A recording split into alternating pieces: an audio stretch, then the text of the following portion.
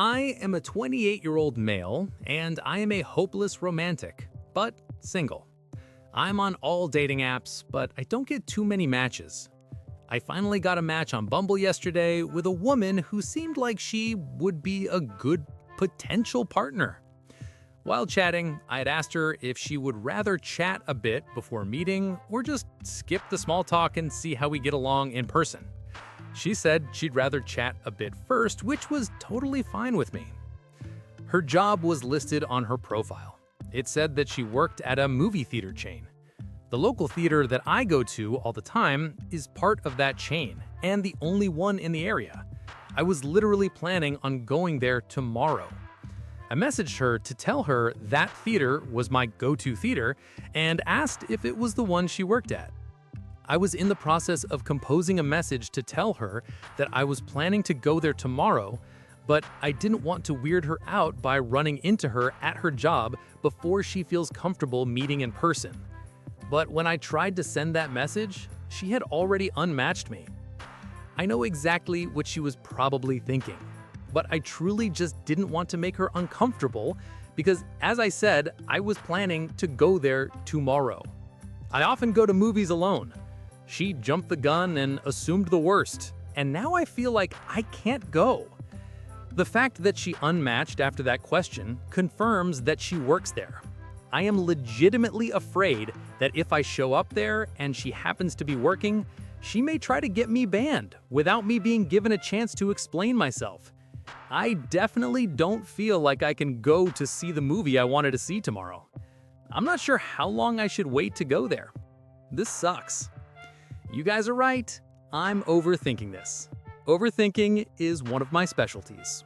Ask my therapist. Still gonna probably wait a few days at least. I know the best thing is to just go and not acknowledge her there. I had absolutely no intention of approaching her or confronting her or anything like that. I planned to ignore her anyway. I just worried about freaking her out by showing up the very next day after that interaction.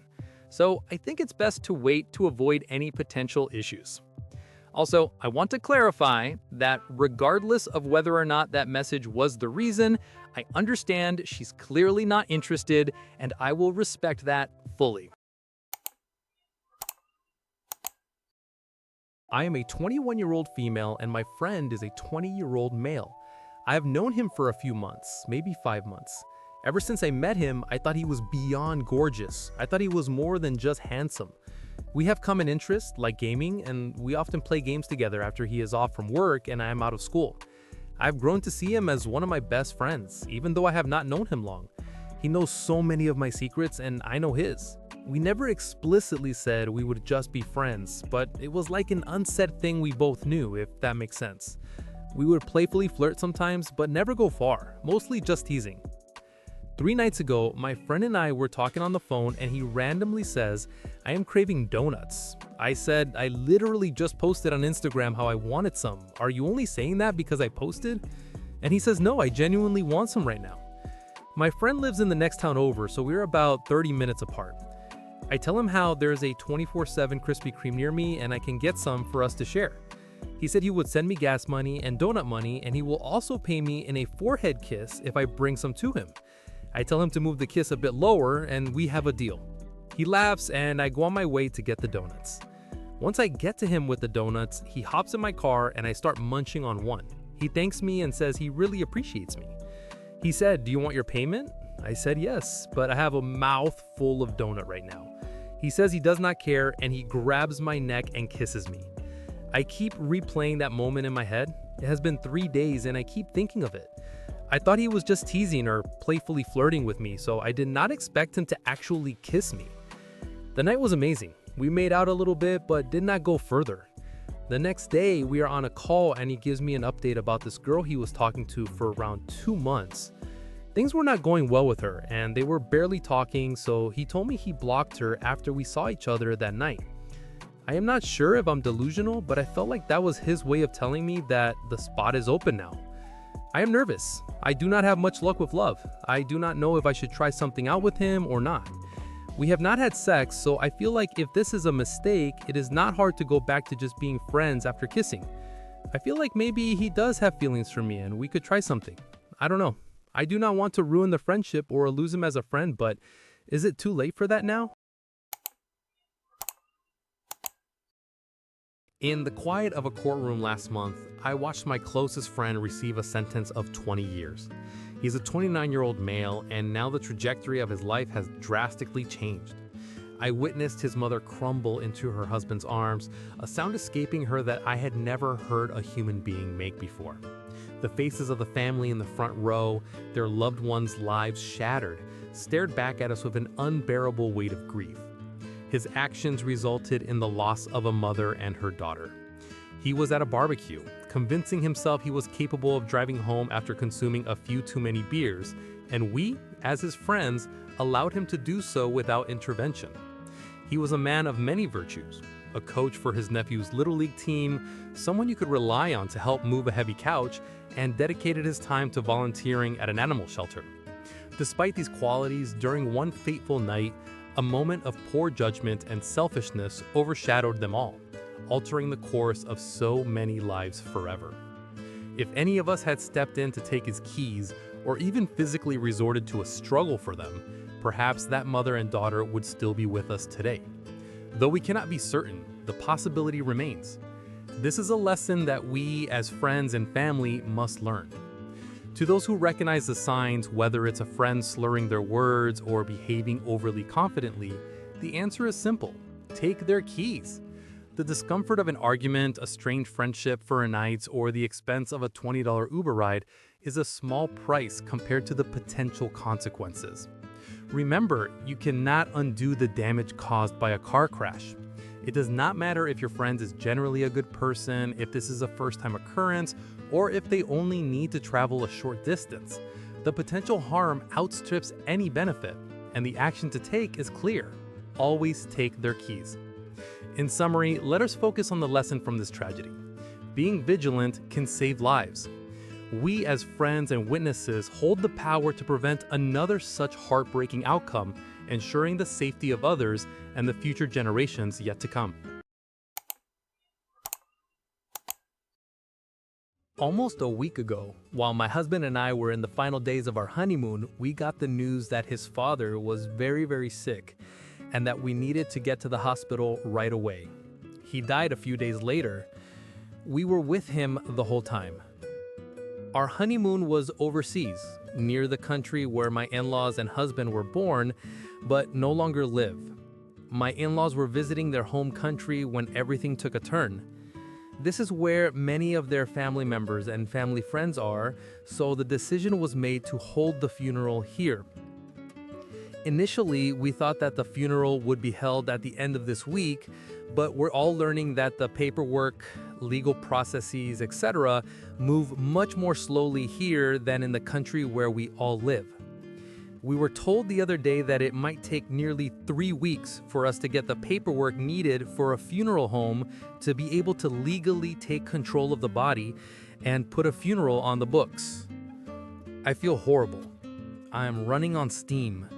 We are all mourning, and I know my grief for my father-in-law does not touch the grief my husband and in-laws have for their parent and spouse. But I want to go home so badly.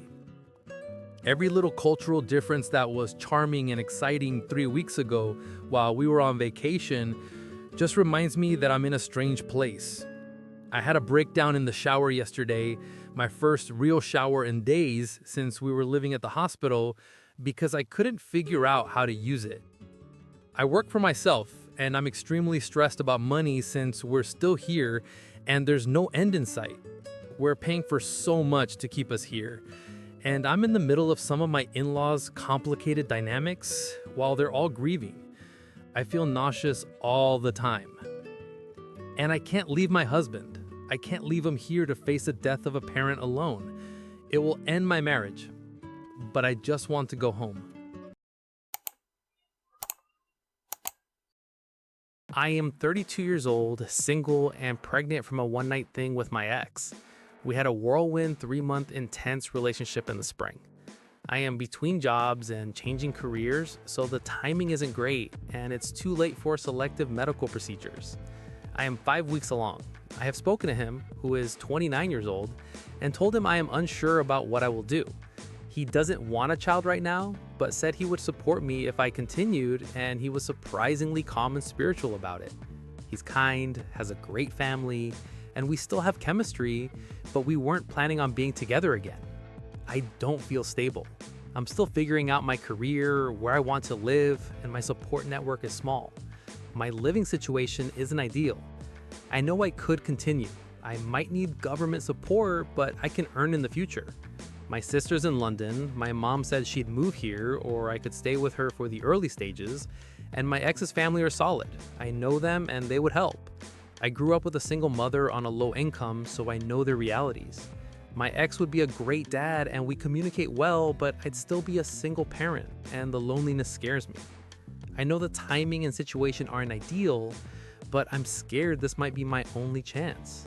Part of me thinks this setup could still be really loving, even if it's unconventional.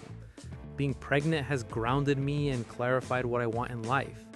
Financially, I can make it work, but romantically, I'm struggling. I'm scared I won't meet someone who wants a family, and that having an abortion is gambling on that happening. I'm broody, and I know I want children. I'm just not sure if I want it like this. I had an abortion at 16, but at 32, this feels much heavier. I'm terrified of hitting my late 30s with no partner and no kids. I worry I'm holding out for a nuclear family that might never happen. I find dating hard because I chase intensity when I probably need stability. I'm open to unpopular opinions. I swear, man, this life is just copy-paste every single day. Wake up, work, pay bills, sleep, repeat. No freedom, no meaning, just a system grinding us down until we break. End of the month? Nightmare. Rent is due, bills are stacked. You worked all month just to survive. This is slavery. No chains, but worse.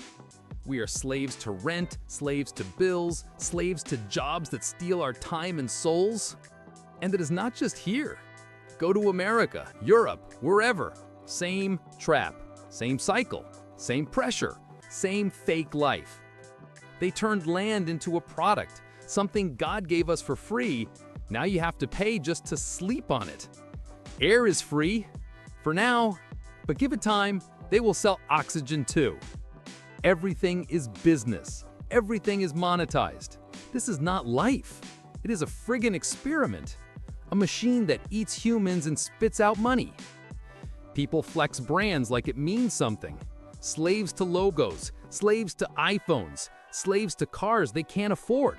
Slaves to each other, trying to outflex each other for nothing. This is modern slavery. Slavery to status, slavery to work, slavery to fake dreams.